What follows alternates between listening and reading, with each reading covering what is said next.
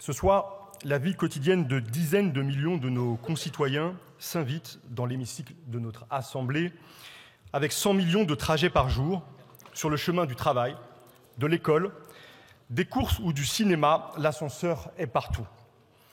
Premier mode de transport collectif du pays, il est aussi, dans bien des cas, le plus primordial des transports.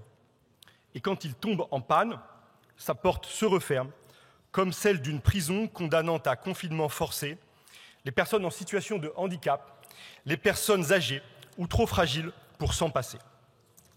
Pour des millions d'autres, les pannes d'ascenseurs sont synonymes d'enfer au quotidien. Pensons à ces parents de jeunes enfants obligés de monter 10 étages à pied chaque soir au retour de l'école, à ces familles écrasées par le poids de courses dont le transport se transforme en épreuve. Cette vie pourrie par les pannes d'ascenseurs, c'est d'abord celle des habitants des quartiers populaires. Les ascenseurs du parc social tombent 3 fois plus souvent en panne que la moyenne. Plus fréquentes, les pannes y sont aussi plus longues, parfois interminables, une réalité insupportable, injustifiable dans un secteur ultra profitable, dominé par 4 multinationales, Otis, ThyssenKrupp, Kone et Schindler, qui réalisaient en 2023 5 milliards d'euros de bénéfices. Lorsque les profits s'accumulent en haut, les difficultés s'aggravent en bas. Pourtant, rien ou presque dans notre appareil législatif ne vient répondre aux difficultés massives associées aux 1 500 000 pannes d'ascenseurs enregistrées chaque année. Ce vide fait place à la violence d'un monde où les pannes font des victimes mais n'ont pas de responsables, où les dysfonctionnements s'accumulent jusqu'au drame. Le 8 juin 2018, dans ma circonscription à Argenteuil, Ismaïl, âgé de 4 ans, accompagnait sa mère au centre commercial. Il décède sous ses yeux dans un accident d'ascenseur défaillant. Une fois par an, un enfant, un adolescent, un agent de maintenance le plus souvent perd la vie dans pareilles circonstances.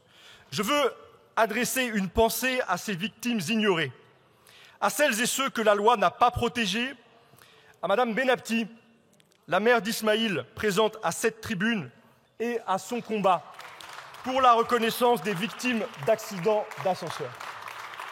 Ce soir, nous avons l'occasion de réparer une injustice, de protéger les usagers et d'améliorer leur quotidien, d'adopter une loi qui fait reculer les inégalités. Monsieur le rapporteur, la version initiale de votre proposition de loi ne nous satisfaisait pas. Sans disposition préventive, elle s'attaquait aux effets plutôt qu'aux causes des pannes et accidents. Elle ignorait la responsabilité des propriétaires pourtant responsables de l'entretien des appareils. Encourageant le développement d'une activité de portage, elle laissait la porte ouverte à une marchandisation du secteur. Enfin, elle exposait les locataires à de possibles renchérissements de leurs loyers. En commission, l'adoption de nombreux amendements insoumis a profondément fait évoluer ce texte. Les activités de portage et d'entretien sont désormais strictement séparées, protégeant locataires et propriétaires de conflits d'intérêts potentiels. Les droits des locataires sont mieux garantis, nous pouvons faire plus encore. Nous proposerons un amendement visant à rendre automatique la baisse des loyers en cas de panne.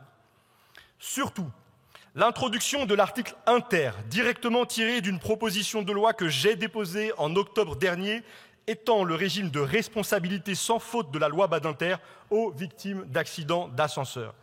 Si cette loi avait été adoptée avant le drame du 8 juin 2018, Madame Benabti ne serait pas, comme elle l'est aujourd'hui, en plein deuil, plongée dans une inextricable bataille judiciaire.